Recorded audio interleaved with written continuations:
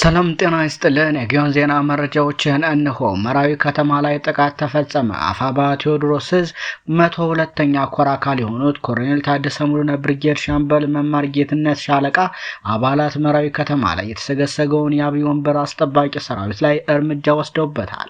በተጠና የከተማ ኦፕሬሽን በጠላት ምሽግ ላይ ከባድ የቦምብ ዝናብ በማውረድ 12 የስርዓቱ ወንበር ጠባቂ ሚሊሻና አድማ ብተና እስከ ወዲያኛው የተሸኙ ሲሆን ከ20 በላይ ከባድና ቀላል ቁስለኛ ማድረግም ተችሏል። በዚህ መብረቃዊ ጥቃት የመከላከያ ጦር አዛዡ በሽርፍራፊ ሰከንዶች ማምለጥ ቢችልም ሌሎች የብልጽግና ሆዳደር ካድሬዎች ነፍስ ያውጭኝ በማለት ወደ ጦር ካምፕ ፈርጥተዋል። በጥቃቱም ከፍተኛ ድንጋጤና የጦር መረበሽ እንደተፈጠረ ለማወቅ ችለናል። በርካታ ሙትና ቁስለኛ ህዝቡ እንዳያይ ቤት እየዞሩ በማዘጋት ላይ መሆናቸውን ማረጋገጥ ተችሏል። በመጨረሻም አሁንም አልመሸም፣ እድላችሁን ተጠቅማችሁ ወደ ማንነታችሁ ተመለሱ በማለት ለሚሊሻና አድማ ብተናም ፋኖቹ መልእክት አስተላልፈዋል። በተያያዘም የ206ኛ ኮር 14ኛ የ24ኛ 34ኛ ክፍለ ጦር አደረጃጀት ተጠናቋል። የአፋባ ምዕራብ አማራ ቀጠና ቴዎድሮስ ዕዝ 206ኛ ኮር የ24ኛ ክፍለ ጦር ምስረታ ተጠናቋል። በአፋባ ምዕራብ አማራ ቀጠና ቴዎድሮስ ዕዝ የመልሶ ማደራጀትና የመዋቅር ማሻሻል ተግባራት መካከል አንዱ የሆነው የኮር አደረጃጀትና የክፍለ ጦር መልሶ ማደራጀት እንዲሁም የጊዜያዊ መንግስት አስተዳደር አወቃቀር እያደራጀ ይገኛል። በዚህም በአዲስ አደረጃጀት የ24ኛ ክፍለ ጦር በቀደመው አደረጃጀት ቦቅላ አባይ ብርጌድ፣ የስናን አባጅሜ ብርጌድ እና የደባይ ጮቄ ብርጌድ በጋራ ባንድ ሆኖ ተመስርቷል። ክፍለ ጦሩ በ5 ሻለቃዎች በጊዜያዊ መንግስት አስተዳደር የተደራጀ ሲሆን ለቀጣይ የሚሰጣቸው ድርጅታዊ ስምሪትም ዝግጁ መሆናቸውን የክፍለ ጦሩ የጊዜያዊ መንግስት አስተዳደር የሻለቃ አመራሮችና አባላቱ አረጋግጠዋል። ክፍለ ጦሩን መልሶ ለማደራጀት የተገኙ የቴዎድሮስ ዕዝ አመራሮች አርበኛ ምናልባት ይታየው የዲያስፖራ ውጭ ግንኙነት መምሪያ ኃላፊ፣ አርበኛ ስላሽ ከበደ የቴዎድሮስ ዕዝ ምክትል አደረጃጀት መምሪያ ኃላፊ፣ መቶ አለቃ እሱ ባለዋለ የቴዎድሮስ ዕዝ የሰው ኃይል ኃላፊና የ206ኛ ኮር አመራሮች በተገኙበት የአፋባ ምዕራብ አማራ ቀጠና ቴዎድሮስ ዕዝ 206ኛ ኮር ስር የሚገኙ የ14ኛ 24ኛ 34ኛ ክፍለ ጦር ምስረታ አጠናቋል። እንዲሁ 11 ያገዛዙ አባላት ፋኖን ተቀላቀሉ። የአፋባ ምዕራብ አማራ ቀጠና ቴዎድሮስ ዕዝ 201ኛ ኮር 74ኛ ክፍለ ጦርን 11 ያገዛዙ አባላት ፋኖን ተቀላቅለዋል።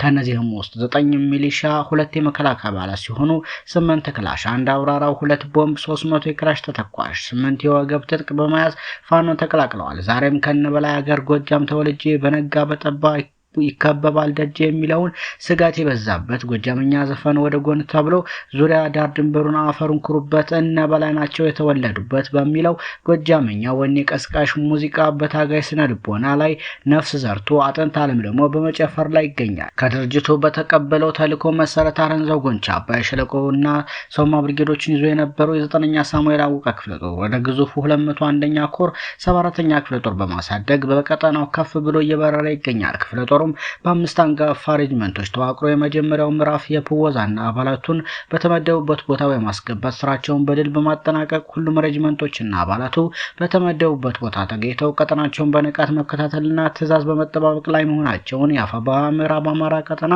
ቴዎድሮስ ዕዝ 201ኛ ኮር 74ኛ ክፍለ ጦር ሰብሳቢ ፋኖ በላይነህና ወጋው አሳውቀዋል። ለዚህ ድል መገኘት ከፍተኛ አስተዋጽኦ ላደረጉ የ74ኛ ክፍለ ጦር አመራሮች፣ ለሬጅመንት አመራሮች፣ ለሬጅመንት አባላት፣ ለወረዳው ጊዜያዊ አስተዳደር በአባላትና በጦሩ እንቅስቃሴ ወቅት ልዩ አሸኛኘትና አቀባበል ላደረገልን ነፍሴ ሳር ምድር ጎንቻ ሲሶን ነፍሴና እናርድና ወጋ ወረዳ ማህበረሰብ፣ የጎበዝ አለቃ መዋቅርና የገበሬው ጦር በሙሉ ላቅ ያለ ምስጋና በክፍለ ጦር ስም አቅርበዋል። ይህንን አደረጃጀት ስራ በጥራት በፍጥነት በመስራትና ድርጅቱ ባለፉት 3 ቀናት ማለትም ከጥቅምት 25 እስከ 27 ብቻ ከምርጦ ለማርያም ከተማ 7 ሚኒሻ እምቢያለ አየለ ኮሪያ ክላሽ ከነሙሉ ትጥቁ፣ ይርጋ እባቡ ኮሪያ ክላሽ ከነሙሉ ትጥቁ፣ ሀብታሙ ውዱ በደው ክላሽ ከነሙሉ ትጥቁ፣ አወቀ ደርጀው አብራራው ከነሙሉ ትጥቁ፣ አወቀ አስናቀው በደው ክላሽ ከነሙሉ ትጥቁ፣ እንዳለው ታደሰ ጀሌ አስናቀው አሻግሪ ኮፍ ክላሽ ከነሙሉ ትጥቁ ይዘው ከግንደወይን ከተማ 2 ሚኒሻ አረጋኔው ኮፍ ክላሽ፣ ታዴኔው ሰሜን ከፈለገ ብርሃን ከተማ 2 የመከላከያ አባላት ከ14ኛ ክፍለ ጦር 3ኛ ሬጅመንት አባላት የሆኑትን ክቡር አታክልት ኮሪያ ክላሽ፣ የወገብ ትጥቅ፣ 1 ቦምብ፣ 150 ፍሬ ክላሽ ጥይት፣ ጋሻው ገብሩ ኮሪያ ክላሽ፣ የወገብ ትጥቅ፣ አንድ ቦምብ፣ 150 ፍሬ ክላሽ ጥይት በመያዝ በአጠቃላይ 11 የጨፍጫፊው ሰው በላው ስርዓት በቃም በማለት ፋኖን ተቀላቅለዋል። ፋኖም ለመጡት የመከላከያና ምንሻ አባላት ሞቅ ያለ አቀባበል በማድረግ በድርጅት ትዕዛዝ መሰረት በፍላጎታቸው እንዲተዳደሩ ማለትም ወደ ፋኖ መደበኛ መዋቅር ገብቶ መታገል ወይም በገበሬው ጦር ጋር በመሆን ቤተሰባቸውን እየመሩ ትግሉ መደገፍ እንዲችሉም እድል ሰጥቷቸዋል። እነዚህ የምንሻና የመከላከያ አባላትም ሳያውቁና በተሳሳተ ዓላማ ተሸውደው እስካሁን በአማራ ህዝብ ላይ መንግስት ለሚያደርገው ዘር ማጥፋት ተግባር ተሳታፊ በመሆናቸው መላውን የአማራ ህዝብ ይቅርታ የጠየቁ ሲሆን ሌላው ምንሻ፣ አድማ ብተና፣ ፖሊስ አባላትም የእነሱን ፈለግ ተከትሎ ፋኖን እንዲቀላቀል ጥሪ አድርገዋል ሲል የቴዎድሮስ እዝ 201ኛ ኮር ህዝብ ግንኙነት ኃላፊ አርበኛ ሀብታሙ ዮሱፍ ገልጿል። ሌላው በአፋብኃ የጀግናው ቴዎድሮስ እዝ 206ኛ ኮርክ 14ኛ ክፍለ ጦር እራቡ ገበያ ላይ ባደረገው ከበባ ማጥቃት በርካታ የጠላት መኮንኖች ተደምስሰዋል።